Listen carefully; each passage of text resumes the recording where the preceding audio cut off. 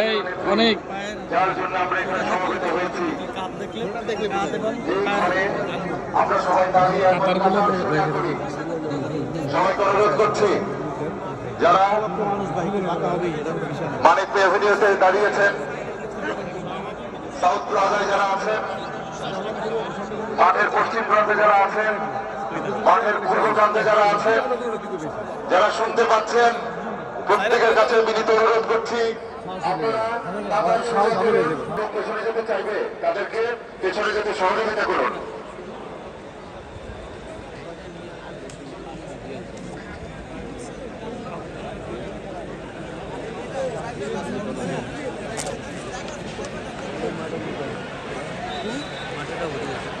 মিরপুর রোডে আরো প্রান্ত কিন্তু লক্ষ লক্ষ লোক আছে। এখানে জায়গা প্রচুর দরকার, পেছনে যাওয়ার জন্য প্রচুর জায়গার দরকার, আপনারা একটু প্রশস্ত করেন। হ্যাঁ, একটু পরে জোহরের নামাজ অনুষ্ঠিত হবে। প্রায় 1 কোটি মানুষ সে জামাত, ইনশাল্লাহ সবাই দোয়া করবেন। 1 কোটির উপরে মানুষ হবে।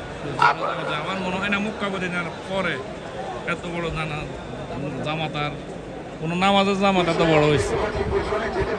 আলহামদুলিল্লাহ মানুষ সুন্দরভাবে কাতার তৈরি করছে এবং যারা বলতেছে বিশৃঙ্খলা শুধুমাত্র এখানে দেখেন এত কোটি কোটি মানুষ আসছে, সবাই সুন্দরভাবে কাতারে দাঁড়ানো আছে। একজন বসছেও, দেখানোর চেষ্টা করি যে উনি বসে আছে। আপনি দেখেন এই যে 1.5 কোটি মানুষ আসছে, কোনো ধাক্কা দেখেন। ইনশাআল্লাহ ভবিষ্যতে দেশ গঠনে এই সুশৃঙ্খলতা বজায় থাকবে। যারা উশৃঙ্খল আছেন এটা একটা সতর্কতা। এখানে এসে দেখেন বিএনপি নেতা কর্মীরা কতটা সুশৃঙ্খলভাবে রাজনৈতিক কার্যক্রম পরিচালনা করতেছে এবং আজকে এখানে আসছে জানাজা পড়তে প্রত্যেকটা মানুষ হৃদয়ে যে আঘাত অনুভূতি, প্রত্যেকটা মানুষের চেহারা সেটাই ফুটে উঠতেছে। ধন্যবাদ সবাই।